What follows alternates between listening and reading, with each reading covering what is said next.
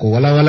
e ka se ko famiya bamangana kaso e matoro ani to dunga anna ku yo wa ansigi ku oye siga tala ni alaga je alhamdulillah an wonin sabatira sisan aywa allazeli ka wala ka fese aw ye urayal fm ko ganfe o sobe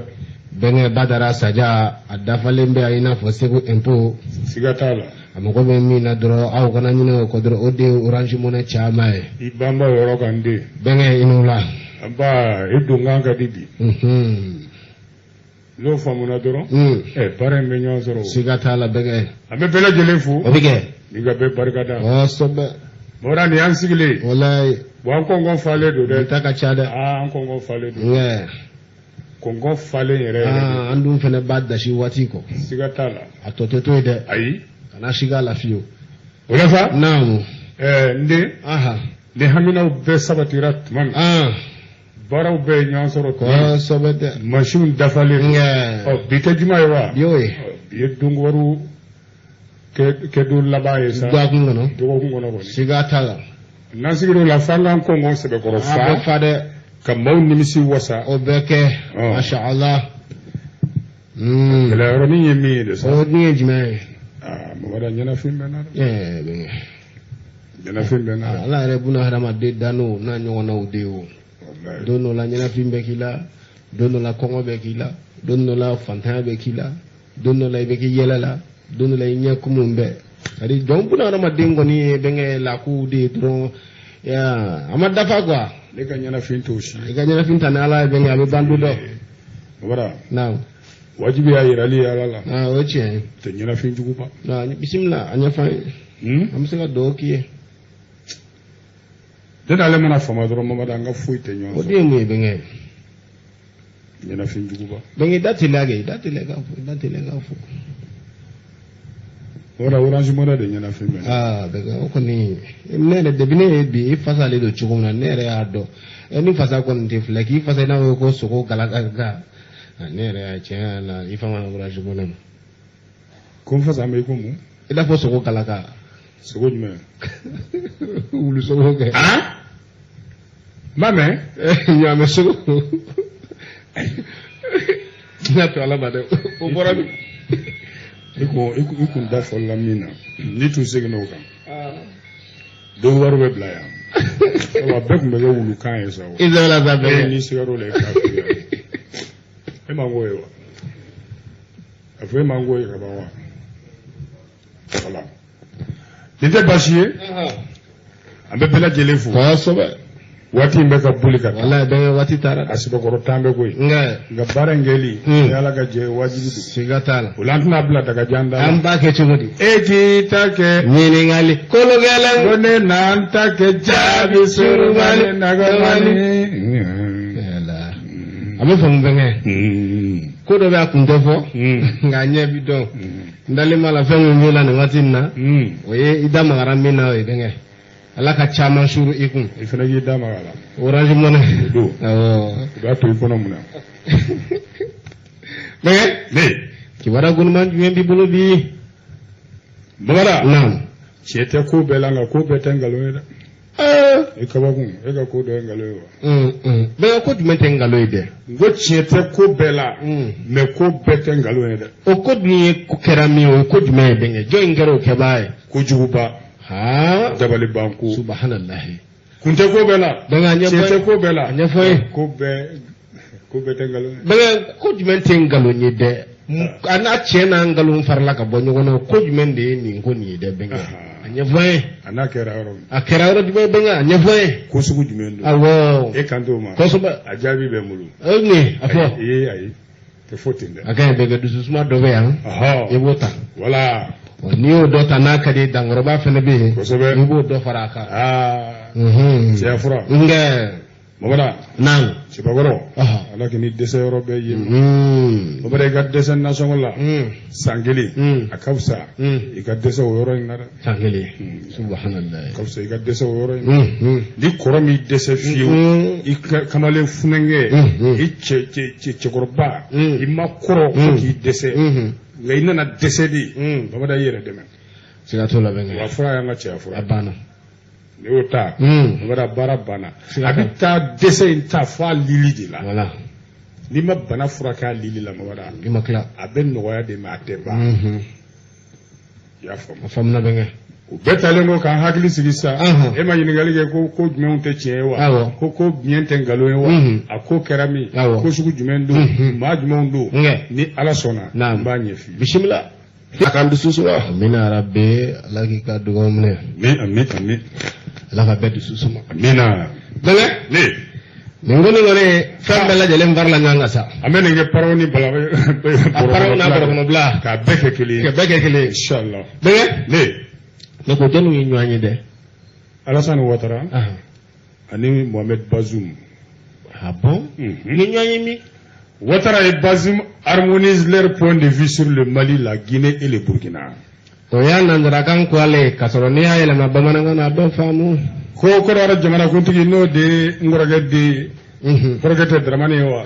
Dramane den Alassane Dramane Ouattara ani Mohamed Bazoum k'u ye ɲɔgɔn ye Abidjan ye k'u ka hakilinaw bɛn kelen ma Mali kan, la Guinée ani Burkina. Mali o de ye nin fɔ. bɛ don n'i y'a bɔlɔnkɔnɔnaw la. An ka taa. ko ni ɲɔgɔn ye Abidjan ye nin jamanakuntigi fila fɛ ko a kun ye de tɔnsigiba min bɛna ale kalo kura tile 3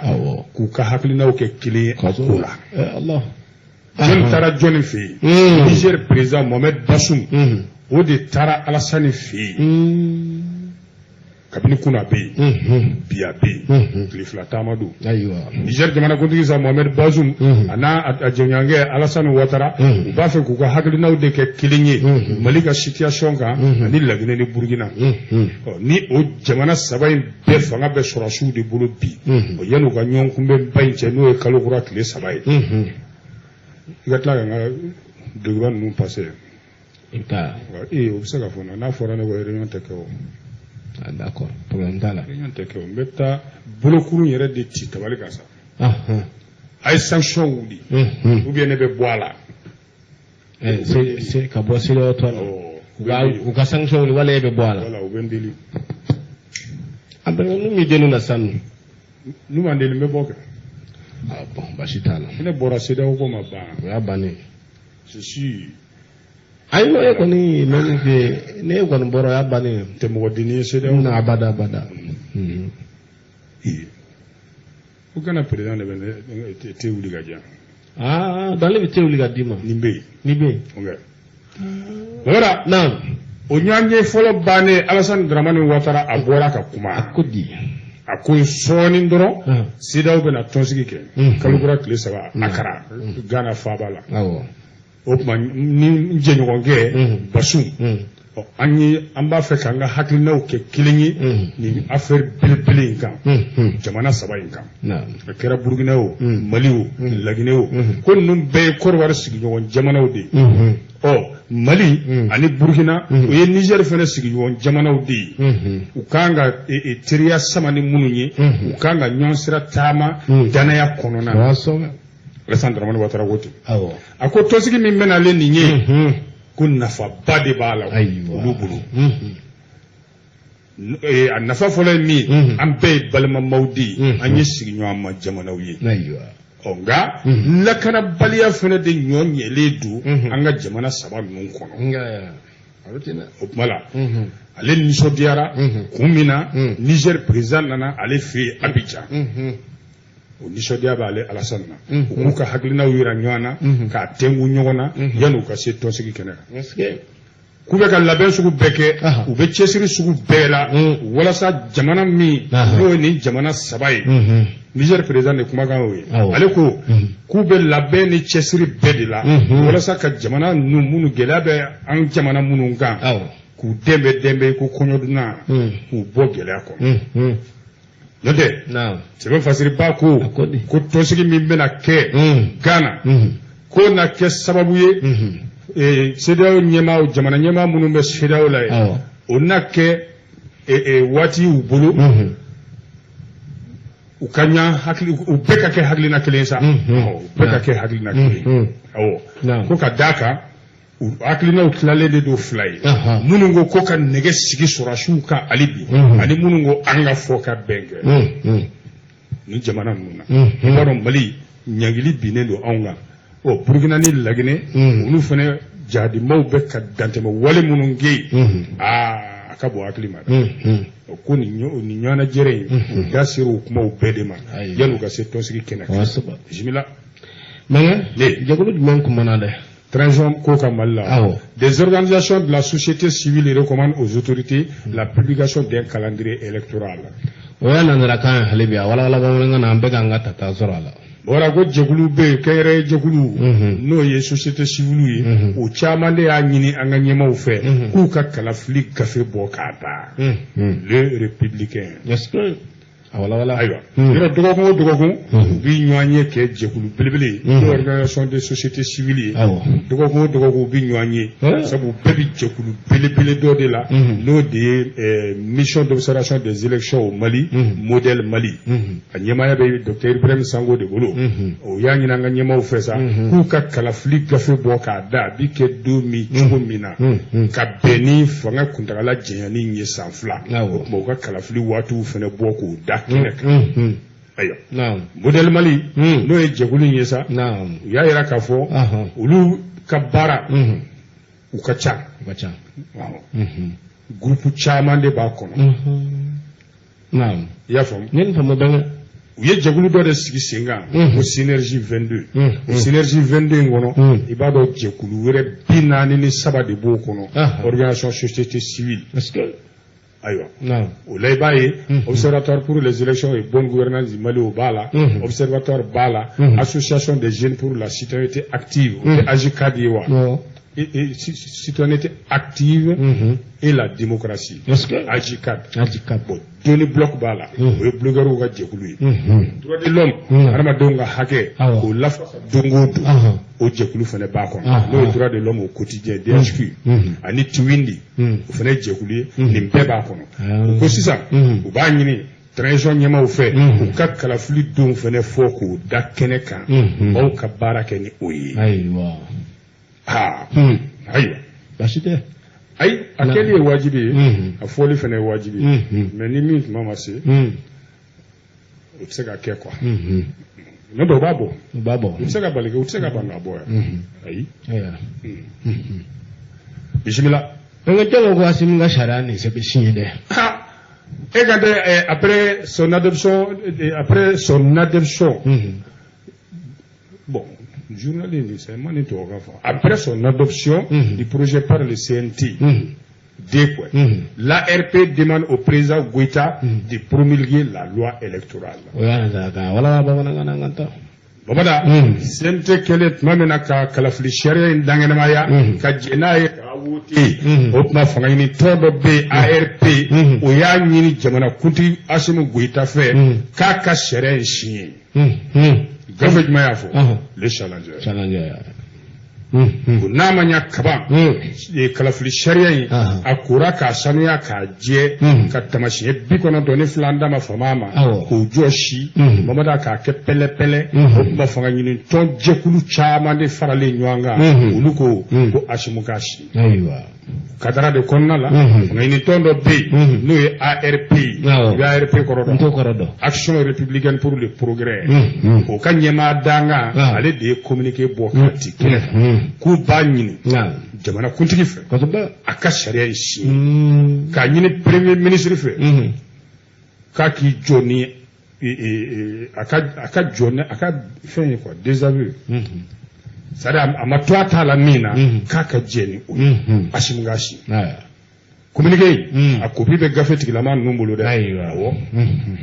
action républicaine pour le progrès ARP u k'olu nisɔndiyalen don ni kalafili sariya kura in ye CNT min danganamaya juma tɛmɛnen an da ma fama ko ka d'a kan wiliwili caman kun dalen don hamina kow la o bɛɛ y'i fura sɔrɔ a kɔnɔ wa bɛɛ b'i yɛrɛ ye sariya kura in kɔnɔ ko ga gouvernement tun ye min bɔ n'o ye Choguel ka gouvernement ye k'olu kɔni ye min ko farafarali dɔw tun bɛ o kɔnɔna na o texte kɔnɔ ayiwa u y'a yira fana k'a fɔ ko CNT maaw olu filɛ ka sariya kura min ta nin ko bɛɛ bɛ se ka jɛ n'a ye farafarali t'a la kono te nangun tora korolin doinga mawada ka kumina kekele bele de kalafuli kula ka ku to gele ka tafe ko me senti no e wasabloe ulu sera ko jato ye ku jo ro la ka jamana donga hami atule na kene kanda kalafuli ko kunguna nyenye ka beta bala ayre pego go na manya ko kera folu ka bo ku fene ka haklina fo ku ka folike bi sente mo fofolo ku ka timino ndiala u sera ku jo bien nunga u chama mba ma kemeni taninduru majorité écrasante kubu fo timina ndiala u be foli di sente kono e jekulu min chesirle do sharia kola u bo jekulu fo commission des lois u bo jekulu fo ko sabu ye muyuni sabale minge ka ma keme flani biworo la me mali maral ko kuma sa fo mamun ko ani tomu ko ulu bela me killing u mama shi den krefe o bele kofe unana ni sharia yi ku ba ni transition président fe no de ndé mi ngam saninde be eba fawo eba do edde mo sani de mo tane wa benga kuma chama mbola ngata dro ma bzegi bulo ko jega blessing ko jega chukuti ne de be ko ya jon nga suru ila diu na gata men ka so tigi ti bulo ko jega blessing ko te tigi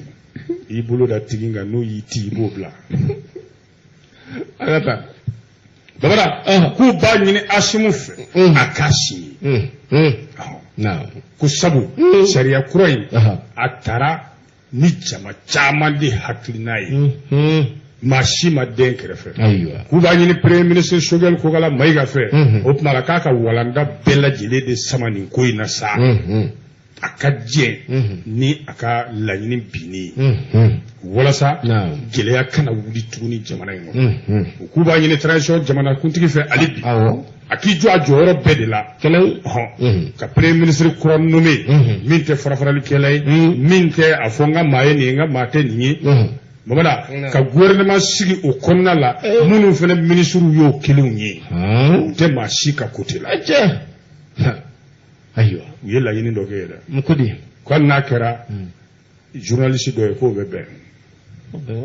journaliste bade mo kala ni journaliste yere manake mais journaliste yere mana bla premier ministre ala kayun parce que ala be bano be do na be ke sanfela na yi voilà yeah c'est même facile ba matla de akoli ko wa u ba fa journaliste nga ke siga sokai bon siga journaliste bade mbia e be am akade siga so radio de journaliste animateur e be am mo chama mbia benga kana chama faranga te ben garziga do ya bodaw e be am be o ben kele mbola o ba me be e borala e wa kele wala anga bitime bla sa to kele fle fadi journaliste e be be wa ko kele de wala bo era kuma te asa gata ba fo ko ka ke journaliste kaka gouvernement inclusive sigi dara bana fanga ni to sa no ARP ku ba nyini transition nyema u fe o malo ka kalafli wati fene do kulukulu le da keneka wala sanga sigi juna e sharia ordre constitutionnel la sa awo ku chesri mi fene na juna u ka be nyini ni CEDEAO wala sa nyanglim be ka nga jamana gushi o bi se ka wuli chuwa donc ni go jongo ko asimunga si ARP bismillah ne jambe kasola yakuma me et comme arrêté pour affaire d'équipement militaire comme deux points. Le ministre Camara est en prison depuis 9 mois sans jugement. Voilà, Sorasuka Minansango Mina Farago Yuru Yira Kona Mena, Ika Dofu Ministry Mamadou Camara Minena, Wabi Kasola Ali de Kalukono Makiri. Ikabagum, Eba Kerefe. Aïe, voilà. 22 septembre de Ninfazer. Ibadon, Anga Sigi Kofe Doni, Abe Santan Chamambo, Anga Sorasuka Mina, Kanga Jamana Bilibli, Ka Lakana. A minan chama kun tiena to were tununa seba fasiri ba afutu ayo antoro de la o kolosili na ke joni fe ala ma hinena president Ibrahim Boubacar Keita la ala ka hinala ale di haklina soro ko nule fo ka nikura do anga golomasiri tabaw ka minanko la ka bɛn ni waati min b'an kunna bi ale tile la sabu dantɛmɛ wale nana dantɛmɛ walekɛlaw nana kɛnɛ minɛ kojugu bandiw cayara fali cɛjugu cayara o tuma fo ka minan kɛrɛnkɛrɛnnenw de ɲini ka bɛn o ko ninnu ma k'a da an ka golomasiri tabaw ma i bɛ k'a faamu n b'a affaire daminɛ ye depuis a daminɛ dɛ surasi minanko yuruguyurugu kuma minnu b'a la n b'a bɛɛ bange ɲɛna sisan o kadara de kɔnɔna na sariya dɔ taara wasabulon na assemblée nationale la k'o sariya wele cogo di loi d'orientation et de programmation militaire LOPM o bi labɛn bɛɛ lajɛlen de sabati sariya kɔnɔ sa k'an ka golomasiri tabaw k'u jo kalan sira fɛ k'u jo minan sira fɛ n'o de kɛra san o san nafolo k'a jibi la de bi bɔ ka ɲɛsin o baara in ma o sugu in fɛnɛ o bi di maaw ma minnu bɛ se ka na n'o minan ninnu ye joona joona a lakananen ye k'a di an ka sɔrɔsiw ma nka o minan sa dɔ de fɛ sa a n'o dili dɔ fɛ Mamadu nafolo k'a jibi la dɔ de tununna miliyari caman o ma se ka sɛbɛntiya non justifié walasa jɔn nɔ don o ko in na kiri minisiri min tun bɛ a waati o ka laɲini n'o ka sɛgɛsɛgɛli kɔnɔna la i b'o dɔn minisiri min tun bɛ yen Maître Malick Kulibali Kati Maliki ɲininkaliw nana kɛ ani sɛgɛsɛgɛliw nana kɛ a ko la o kɔnɔna de la Mamadu Kamara ale minɛna ale yɛrɛ tun ye jɔn ye président Ibrahim Boubacar Keïta a kɛra o ka directeur de cabinet ye présidence la ye a kɛra ministre fɛnɛ ye n'o ye anw yɛrɛ ka ministre ye an ka ministre kɔrɔ dɔ fɛnɛ communication économie numérique waati min na sugu in bɛ di o y'ale wele k'ale don dogodogonin na ayiwa bon u nana ye a minɛcogo a waati la o tuma na a ma kɛ sariya kan sabu ani min kun ka kan jɔda kɔrɔ min kun b'a la u m'u hakili t'o la k'a minɛ sabu minisiri kɔrɔ don o minɛcogo o ni Lasi Sɛzuruni minɛcogo tɛ kɛ kelen ye b'u bolo d'ale b'u tintin kan de fo k'a sen bɔ dugu la bon minisiri t'i minɛ ten i y'a faamu bon donc komi a minɛcogo ma ɲa ka d'a ka jɔyɔrɔ min kun b'a la a ye jɔyɔrɔ min kɛ ka tɛmɛ ancien ministre donc a tɛ se ka kɛ u y'a bila ayiwa u y'a bila a lafiyalen bɛ taa yɔrɔ min ka d'a ye degun tɛ yen foyi nka baraka wuli de nana ye ko in kɔnɔ tuguni tuma jumɛn waati min na i bɛ k'a ka fanga dafiri la Ala ka hinɛ a la u y'a wele tuguni nin ko kelen na nin y'o kalo 9 ye Mamadu Kamara a bɛ kaso la ye a ma kiri a bɛ don min na i ko bi dɛ o sɛbɛn fasiri b'a de ɲininkali damadɔni ko o la sa ko yala a kiri tuma ma se sa wa ko yala waati ma se sa u k'a kiri wa walima munna u tɛ lafiya bolomadalen d'a ma yanni kiri cɛ k'a bila kiri tigilamaw ka kɔlɔsi kɔnɔ n t'o f'i ye tubabukan na n'est-il pas temps de le juger point d'interrogation. Ou à défaut, pourquoi ne pas lui accorder une liberté provisoire sous contrôle judiciaire? Y'a fond? Y'a fait Jagale am damele, ale ka fasiri do 22 septembre. Menga ni kalango nyuma wala kala ko nyuma abele yɛrɛ hakili jige ka ne hakili yɛrɛ shuru ka taa Orange Money na u ka shuri gun ni waati. N'o kɛra bɛ ko dɔ fara kuraci kan. Ndi bɛ kan fari foni bi. Ni ne Orange Money 250 shuri gun sisan. Joli? 250 kɛ. 50 in tigɛ ka bɔ.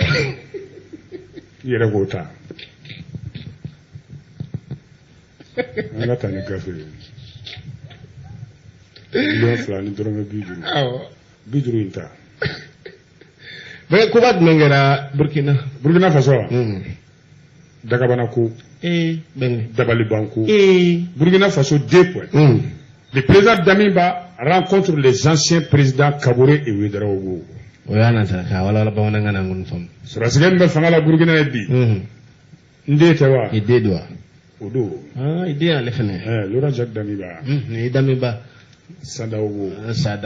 Sandaogo. Ok. Temo ita mɔsiw ye sa. Mamada. Naam. Burkina sɔrɔsigɛ min bɛ fanga la ye bi. A ye jamanakuntigi kɔrɔ 2 wele. K'u kana u ka ɲɔgɔn faamu. Roch Marc Christian Kaboré ani Jean-Baptiste Ouédraogo. o ka kuma bulbul lamunga o di lakana baliya min be ka nyonye burkina e bi u ka haklina di nyama lieutenant colonel pour Ari Sandaogo Damiba o kuma tarata temene ay jamana kuntigi koro fula nu wele bisi Rockmar Christian Kabore ani Jean Baptiste Widrogo communiqué min bora nyema ya solo de afani ko lieutenant colonel pour Ari Sandaogo Damiba ani président flaw munun temenanye président koro fla jamana kuntigala ayu wele ku kana haklina di nyama lakana chogala ani fanga france fanga yere bi ta chogo nyuma na chogomi u ba nyanso haklila jamana beka nafa koso ayo sebe fasiri ba de go ni chekumba belebele sabai sa ulu kasigi ka kuma ni chogoyala ko ba yira ka fo président Damiba akoko ben kilemi ni abe ko de lanyini burgina ko ni yo tamashi belebele di wala sa ku fanga fara nywanga ka dande wala gela ku ka ko ba communiqué nana mu fara ka tuguni ko ni ya dale de kene ka sa ka fo burkina be de bena be ku tege di nywama ina fo Damiba yere ya fo chwa mi wala sa be ni client nyon deme nyon formu obise kana jamana kono churi ayo na ko ne ni ton sugu ta ka laje jamana kuntigi mi coup d'état ke kana ay coup d'état ke mina bamada ko wele kana olu fene ka mo koro do ye coup d'état ke mina ko fene wele kana coup d'état ke le président flala président kura mi ye coup d'état ke o ko lu wele aina au ba famu ka temel vous êtes plus ils ont plus d'expérience que nous c'est-à-dire au ka famu ka bo jamana marala ni ani ni konu au ba kono ka sora on tia aina anga hakilaw di nyoma wala sa farafrani ni manga ni bembalia mimbe politique ko ni jamana yere tabulu la obise ka banchugo mi seleku meleku wala sa burkina chede ni musuti u pebse ku chesir chugo mi ka jamana e mulu kurabo beni kliya ko ka dabo kunye ode a.com o de a fasiri Draman Traoré ayiwa baga do burkina be fu amma fofu zana sesuma amba fu amma burkina be fu ka amaru jarafu burkina be amba be fu oui c'est de Burkina Faso na baga oui je suis du Burkina wara no fi sango le Afrique jamana be din ni tarani duwo dula ni somo te président ko pas sur somo ministre ligiri kabe ya o mandin moshika minga gweni moshika be yo defo ligiri kabe le tofe do abe o fati godi abe warbe o fati godi sa warbe wala lo fo buwe ya ba famu ligiri kabe ba korora mo koroko warti cho cheka kumaka go warti ne fele wa fi niti e ba nyamo sorgi duwanji bla benga fu yabo yale bla tew bismillah bahe jale minena la si c'est sur ni mini sigasu be gala lega ko seli sur ya ko ko zombo anchela ka ba gala amlete ni seli te bara mabla ça va bien que ça le silva on m'a boit en flintigo il doit aller ala ya ganya de il doit verre d'eau non alete non tu m'as écouté incarcération de Van Guitar deux points de quoi l'artiste est-il inculpé bagine ana zaraka wala la bangana ngafu Van Guitar mora ka minana anno minana mundela anga ni ngara bay Van Guitar ma fo allo mama ne wolo bale tira de bale iba yagli bala o de Van Guitar sika so delu wallahi abo ngai aywa zire gafe de ni fasiri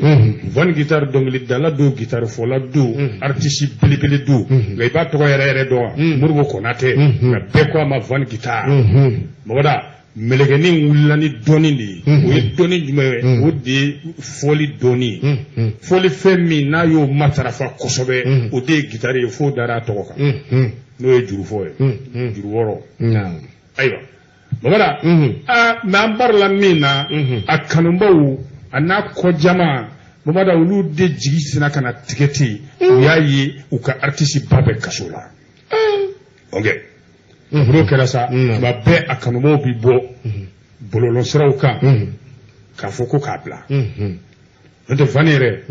a wolola Sikaso yan les natifs de Sikaso Vani Guitar Mamada a kan de ka di wa a b'a ka fɔlifɛn de cogo dɔn wa n'o ye guitare ye o kɛra sababu ye k'a kanu don maa caman na wa a ka dɔnkiliw a bɛɛ ye dɔnkili kɔrɔmaw de ye f'a bɛ dɔw misi ka dɔw fari ka siw a bɛ se ka kɛ cogo la dɛ a ka producteur yɛrɛ t'a dɔn a ye n taga producteur dɔn producteur ko bɛ sen na sisan bɛn o bɛ sen na moi j'ai une maison de production JC Production o tɛ tulonkɛ dɛ a tampon ni fɛnw bɛ voilà l'artiste produit n bɛ concert labɛn a ye guitare de ɲini k'o dɔn o cogoya la a b'o fɔ a sago la k'o diya maaw ye Mali kɔnɔ ani diɲɛ kɔnɔ ayiwa fo a nana diya jama ye yɔrɔ yɔrɔ n'a bɔra kɔni i bɛ se k'a fɔ ma Vani Guitar ye n'o tɛ maa tɔgɔ mɛn o ka dɔgɔ an fɛ Mali la o tuma lafasaba n'a kanubaw olu de nana mɛn ten Garo bɛ kaso la ayiwa kun jumɛn na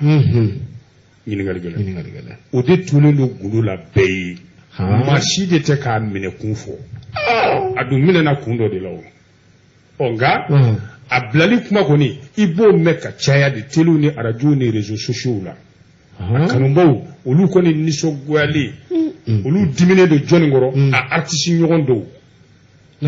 olu bɛ k'u mangun i b'a fɔ ko fiɲɛ foyi ma kɛ yɛrɛ ko ka sɔrɔ o artiste minnu bannen bɛ ka wuli walasa Vani ka bila a y'o caman dɛmɛ o ka se sɔrɔ dɛ ŋariya la kɔni a y'a caman dɛmɛ dɛ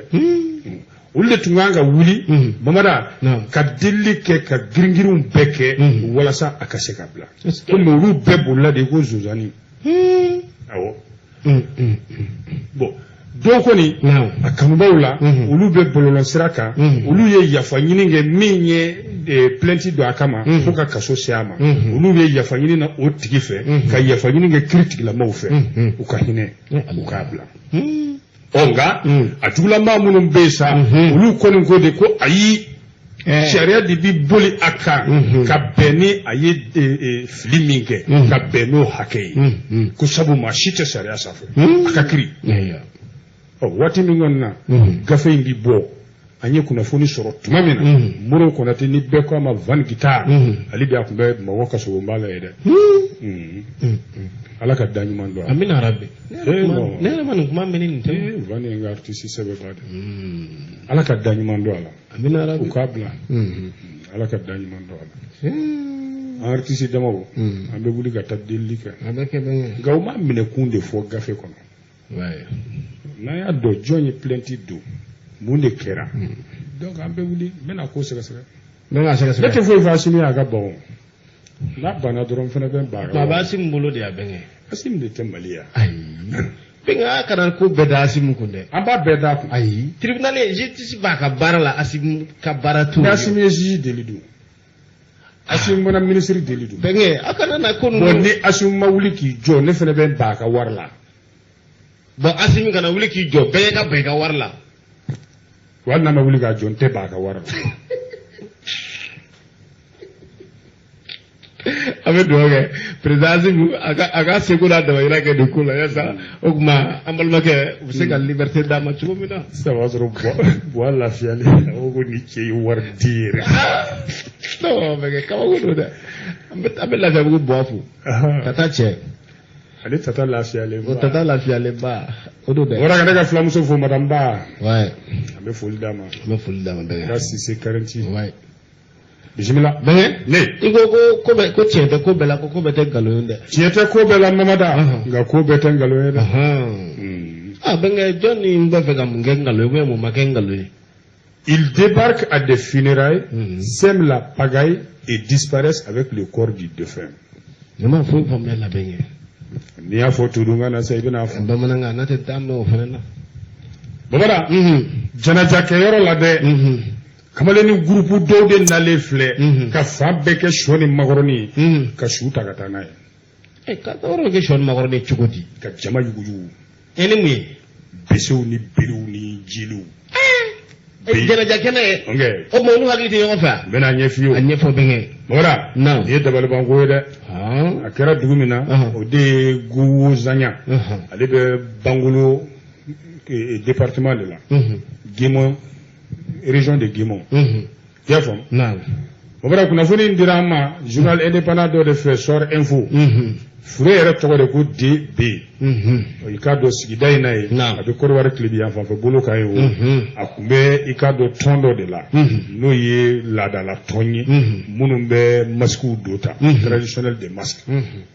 ale de fatura i n'a fɔ laadala u ka siya yɛrɛ bɛ wele ko wɛ olu ye wɛ de olu fɛ yen ni nin ɲɔgɔn na laadala mɔgɔ fatura a janajaw bi kɛ a ka denbaya de fɛ nka a ka kan ka sutara ka a sudon bi kɛ u ka tuba dɔ de bɛ yen forêt sacrée a bɛ taa don yen de u bɛ dugu yɛrɛ bɔda dawolo la yen a tu in bɛ yen ayiwa fure somɔgɔw kun ye o fɛɛrɛw de labɛn u b'a fɛ k'a sukoya kɛ o cogoya la donc yɔrɔ olu ka janaja an ta ye n'a fɔra ko enterrement ye 16h ye sini 16h olu bɛ se ka dɔgɔkun yɛrɛ kɛ fɔlɔ ɲɛnajɛ ni fɛnw na yanni u ka taa sugu da a dayɔrɔ laban na o nana janaja ninnu kow daminɛ sa alamusa a tun kan ka taa kun cɛ fo sibiri o tuma u b'a su don u bɔ an sigilen b'o safurula u sigilen b'o de la tuma min n tɛ bɛna yɛrɛ ye o jaba la ye sa tu pɛrɛnnen don wala guwanen bɛ ko cogo bɛ est-ce que n tɛ su ka fini yɛrɛ ta n tɛ bɛna taa bila o saraka wari minnu bɛ di u ka di n kan u ka fini ti wari sɔrɔ k'o bɛɛ kɛ ayi ninnu ka jɛnajɛ wari ko dan don dɛ olu bɛ su mara fo funɛrɛ ye wari ka sɔrɔ fɔlɔ de miliyɔn kow de don koyi ye n bɛna n yɛrɛ ko wari minɛla ye sa mais cɛ an ka hinɛ taabaw la cɛ lura ba warni gele na o to daga paw kuna da sai nyogoro la na kari mandi ni war su ko ni fa ni war te ngene war ma shido folere ni ngo era ma shido be se ko ko mun ko no war ta de usigile toro la ne tunte de kamalun cha mandi nana ni bese da dumo yi ani biru ni chilu yoro bitu asanga nyana je funérailles nu shinyana de do chuo su fo kata se alabando ma shinyana de do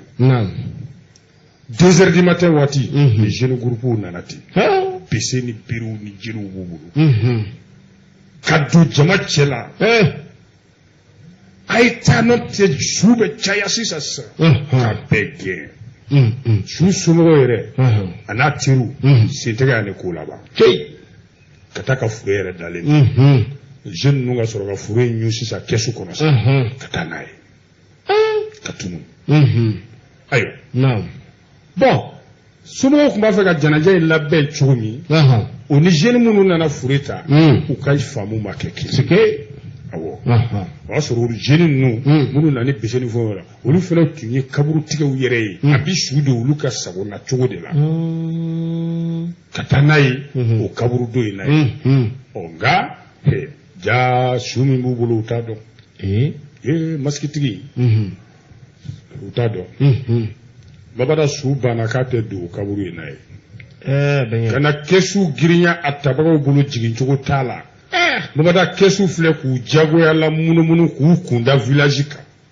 ina fo jine fanga de dona kesu ina ku hunga tanui u ye village serata kasigi okay ayo kesu segina nui okay ina fo ko jine hakli fendo boy porté par un esprit quoi u ye village serata onga o leke ku clé ikado u ya shuta yoro mi suyu clé avec ku jago ya clé quoi fu ka maski boy la sanctuaire kono ye ayo kayirula ale b'a fɛ ka taa do foroba kaburu in de la suyo de tamasiyɛn yiro tɛ taa do aw ka yɔrɔ in na u taara n'a ye kande masi la o tuma kana laadala kow kɛ kɛsu la sa a bɔra ninnu bolo a sera ka b'u bolo a bɔla aw bolo a kɛra cogo di waati ma mɛn n ka bolo